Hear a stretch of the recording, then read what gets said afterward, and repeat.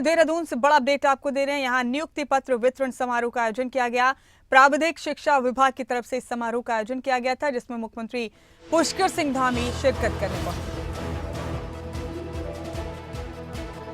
देहरादून में इस खास कार्यक्रम का आयोजन किया गया था। मुख्यमंत्री पुष्कर सिंह धामी इस कार्यक्रम में शिरकत करने पहुंचे और इस वक्त इस कार्यक्रम में अपना संबोधन दे रहे हैं। सुनते क्या कहते हैं।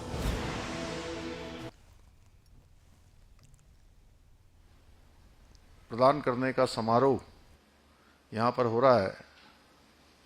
ऐसे मेरे सभी नियुक्ति प्राप्त करने वाले छात्र एवं छात्राएं, मैं सबसे पहले तो आप सबका, आप में से बहुत सारे लोग ऐसे होंगे और मैं कह सकता हूं कि अधिकांश 95% से ज़्यादा जो हमारे नियुक्ति प्राप्त करने वाले नवोदित और उदयमान प्रतिभागी हैं, वो सारे के सारे पहली बार यहाँ आए होंगे। पहली बार ही आए ना? कितने लोग इसके अंदर पहली बार आए हैं?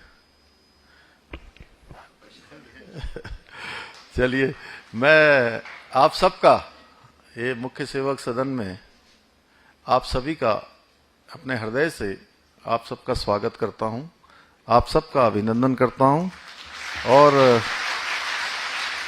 नियुक्ति पत्र आप सबको प्राप्त हो रहे हैं, उसके लिए आप सभी को बधाई देता हूं, शुभकामनाएं देता हूं और आपके उज्जवल भविष्य की कामना करता हूं।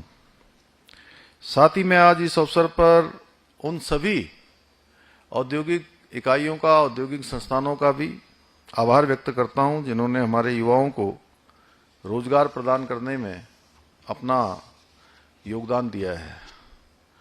आप सभी का सहयोग हमारे राज्य के भविष्य को उज्जवल बनाने में सहायक है और आज जिनको ये नियुक्ति पत्र प्राप्त हो रहे हैं, मैं उनसे कहना चाहता हूं कि ये नियुक्ति पत्र आपके सपनों की पहली सीढ़ी है और आपकी मेहनत, समर्पण और प्रतिभा और जो परिश्रम, लगन से आपने अपनी तैयारियां की है, अपने भविष्य को बनाने का काम किया है, उस प्रतिभा का भी सम्मान है जो आज आपको नियुक्ति पत्र के रूप में प्राप्त हो रहा है।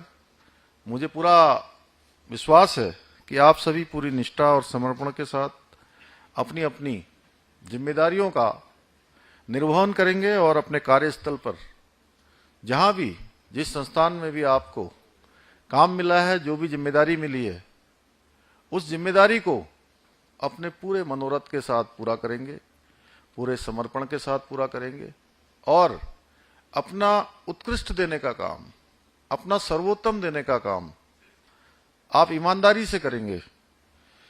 भाइयों बहनों, हमारी सरकार ने यह सुनिश्चित करने का प्रयास किया है कि हर युवा को रोजगार के उचित अवसर मिलें, चाहे वो इस प्रकार के जो प्लेसमेंट हैं औद्योगिक इकाइयों के माध्यम से हों, सरकारी नौकरियों के माध्यम से हों या रोजगार स्वरोजगार के माध्यम से हों। हमारा ये प्रयास है कि सभी को कुछ न कुछ काम मिले और मुझे ये बताते हुए खुशी है कि आज राज्य के अंदर हम एक ऐसा माहौल बना पाए हैं जहां निजी क्षेत्र भी रोजगार सृजन के क्षेत्र में, रोजगार देने के क्षेत्र में आज महत्वपूर्ण भूमिका निभा रहे हैं।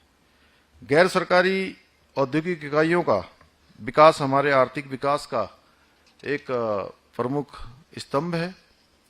इन इकाइयों में काम करके न केवल हमारे युवा अपने परिवार का सहारा बनते हैं, बल्कि वह हमारे राज्य और देश की तरक्की में भी महत्वपूर्ण योगदान कर पाते हैं।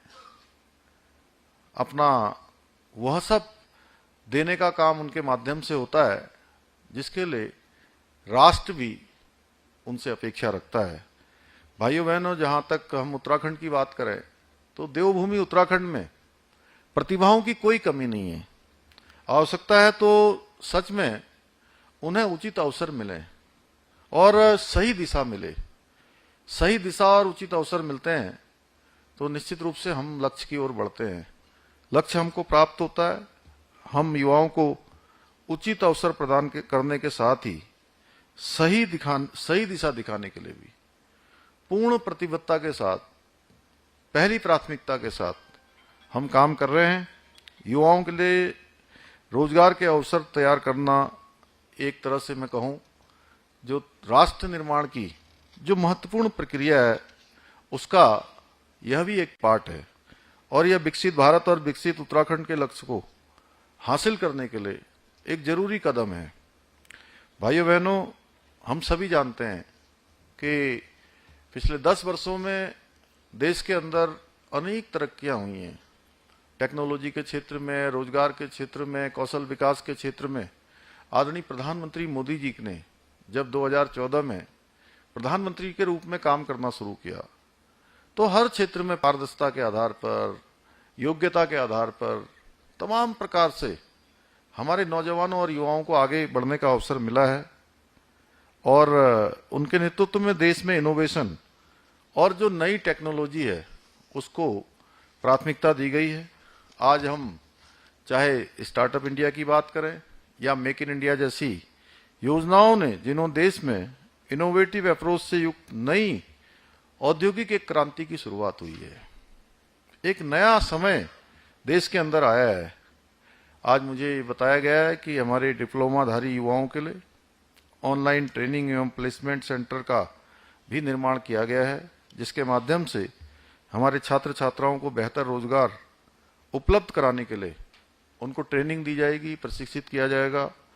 वहीं इस ऑनलाइन प्लेसमेंट सेल और रोजगार मेलों के माध्यम से अब तक जैसा यहाँ पर अभी डायरेक्टर साहब ने बताया, आदरणीय मंत्री जी ने बताया कि 2303 छात्र छात्राओं को विभिन्न सेक्टरों में नियुक्तियां दी जा चुकी हैं, जो लगभग कितने परसेंट था गुप्ता जी?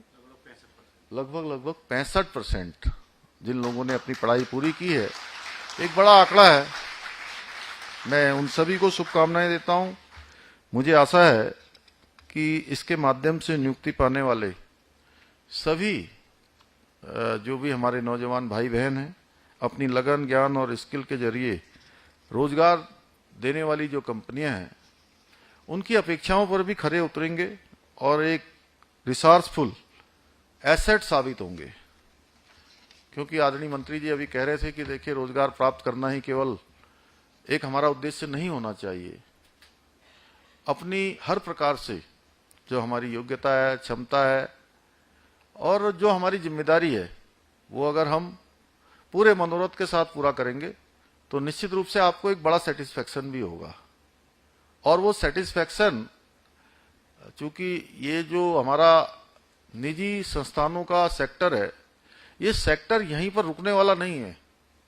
ये आपको अनुभव पर अनुभव देते हुए जाएगा और ये अभी आपकी शुरुआत है।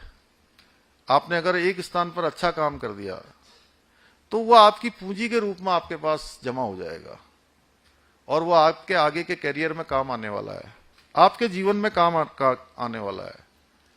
मैं कह सकता हूं कि आज जिस प्रकार की परफॉर्मेंस के आधार पर आज देश के अंदर एक नया वर्क कल्चर पैदा हुआ है, उसमें जरूरी है कि आप अपने आप को भी व्यवस्थित करते हुए और जिस व्यवस्था में लगे हैं उस व्यवस्था को भी व्यवस्थित करने का काम, यानी कि जिस संस्थान में, जिस इंडस्ट्री में जो काम आपको मिला है उसमें एक अच्छे मैनेजर के रूप में, एक अच्छे व्यवस्थित व्यक्ति के रूप में, एक जिम्मेदार कार्मिक के नाते हम अपना क्या योगदान कर सकते हैं।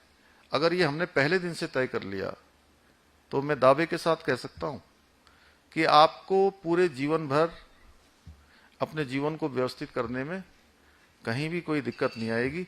आप हमेशा व्यवस्थित होकर काम करेंगे और व्यवस्था बनाने का काम करेंगे। भाइयों बहनों, जब से मैंने मुख्य सेवक के रूप में काम करना प्रारंभ किया, अभी गुप्ता जी कविता सुना रहे थे 3 साल के कालखंड में, तब से मैंने यही प्रयास किया अपने सभी आदरणीय मंत्रीगणों के साथ, सभी हमारे सीनियर लोगों के साथ, साथियों के साथ, सहयोगियों के साथ, कि प्रदेश के युवाओं को रोजगार के अधिक से अधिक जो अवसर है वो उपलब्ध कराए जा सके।